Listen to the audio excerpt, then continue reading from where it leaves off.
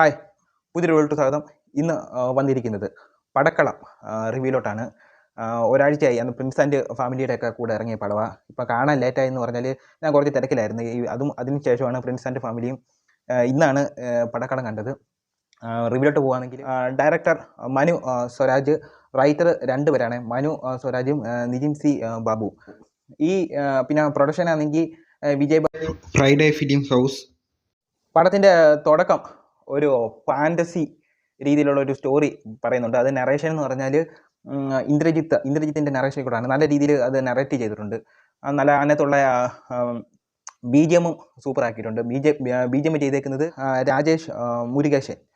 അപ്പോൾ ബിജിഎം ഒക്കെ ആ ഭാഗത്ത് സൂപ്പറായിരുന്നു. അതായത് നറേഷൻ ഭാഗത്ത് ഒരു ഫാൻറ്റസി സ്റ്റോറി കാണിക്കുന്നുണ്ട്.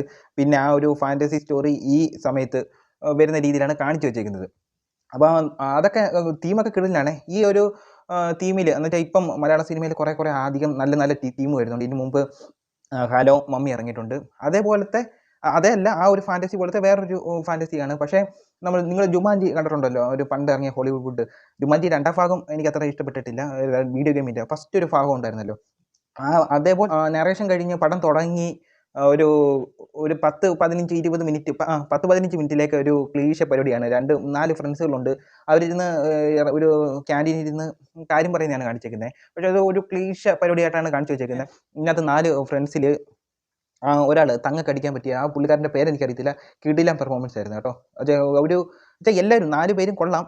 അതിനകത്ത് എനിക്ക് ഏറ്റവും ഇഷ്ടപ്പെട്ടതെന്ന് പറഞ്ഞാൽ അതിനകത്ത് ഒരു തങ്ങടിക്കുന്ന, എനിക്ക് പേരറിയത്തില്ല, പേര് അറിയാവുന്നവർ ഒന്ന് പറയുക. എനിക്ക് അത് ആദ്യമായിട്ടാണ് ഞാൻ പുള്ളിക്കാരനെ കാണുന്നത്. അത് കഴിഞ്ഞ് പിന്നെ സുരാജിൻ്റെ ക്യാരക്ടറിനെ കാണിച്ചുകൊണ്ട് പടം കൈയാവുന്നുണ്ട്. സുരാജിന് ആ ഒരു റോൾ എനിക്ക് ആദ്യമേ കാണിച്ച റോള് എനിക്ക് അത്ര ഇഷ്ടമെന്ന് പറഞ്ഞാൽ പുള്ളി അത് കിടന്ന് കഷ്ടപ്പെടുന്നതിലൂടെ എനിക്ക് തോന്നിയത് ഏറെ പിടിച്ചു.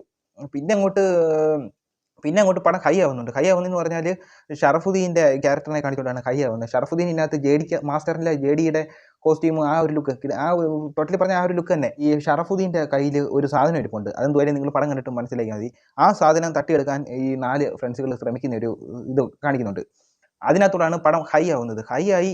ഇൻ്റർവെല്ലൊക്കെ കിടലിനാക്കിയിട്ടുണ്ട്. ഇൻ്റർവെല്ലൊക്കെ പൊളിയാണ്. പക്ഷേ ഈ ഒരു തീം തുടക്കമൊക്കെ നമ്മൾ കാണുമ്പോൾ ഈ ജുമാൻജി പോലത്തെ കുറേ പരിപാടികൾ പ്രതീക്ഷിക്കും, അതേപോലത്തെ കുറച്ച് എഫക്റ്റുകളൊക്കെ പ്രതീക്ഷിക്കും. പക്ഷേ ഇതിനകത്ത് ഫസ്റ്റ് ഹാഫ് ഒരു 15 മിനിറ്റ് കഴിഞ്ഞ് ഹൈയാണ്. പിന്നെ അങ്ങോട്ട് സെക്കൻഡ് ഹാഫിലോട്ട് പോകുകയാണെങ്കിൽ പടം ഇടയ്ക്ക് പൊങ്ങിയും താന്നുമായിട്ടാണ് എനിക്ക് ഫീൽ ചെയ്തത്. പക്ഷേ അതിനകത്ത് നല്ല ചിരിക്കാൻ നല്ല കോമഡീസ് എല്ലാം ഉണ്ട്. പക്ഷേ എങ്കിലും ആ ഒരു ഗെയിമിൻ്റെ ആ ഒരു ടോട്ടലി നറേഷൻ ചെയ്ത് സ്റ്റോറിയും കൂടി കുറച്ചും കൂടി ഒന്ന് അങ്ങോട്ടും ഇങ്ങോട്ടുമൊക്കെ ഇടകലർത്തിയൊക്കെ കാണിച്ചായിരുന്നെങ്കിൽ നല്ലതായിരുന്നു. ഇതിപ്പം അതിനകത്ത് ഒരാളെ ഒരു സാധനം കാണിക്കുന്നുണ്ട്, ആ സാധനമായിട്ട് ബേസ് ചെയ്ത് എന്തെങ്കിലുമൊക്കെ ഒന്ന് കാണിക്കേണ്ടതായിരുന്നു. പക്ഷേ ഇത് അവർ ഫുള്ളി ഇതിനകത്തോട്ട് കഥ കുറച്ചങ്ങ് കൊള്ളാം പടം. ഇതൊരു മോശം പടമായിട്ട് എനിക്ക് തോന്നിയിട്ടില്ല.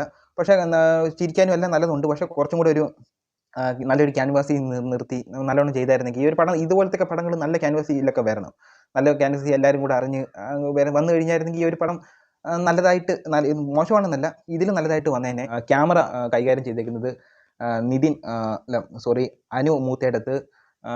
എഡിറ്റ് ചെയ്തേക്കുന്നത്, എഡിറ്റിംഗ് ഒക്കെ കൊള്ളാം കേട്ടോ. ചില കാര്യങ്ങളൊക്കെ ആ ഗെയിമിൻ്റെ കുറേ കാര്യങ്ങളൊക്കെ നല്ലതായിട്ട് വന്നിട്ടുണ്ട്. നിതിൻ രാജ് അറോള്. എനിക്കൊരു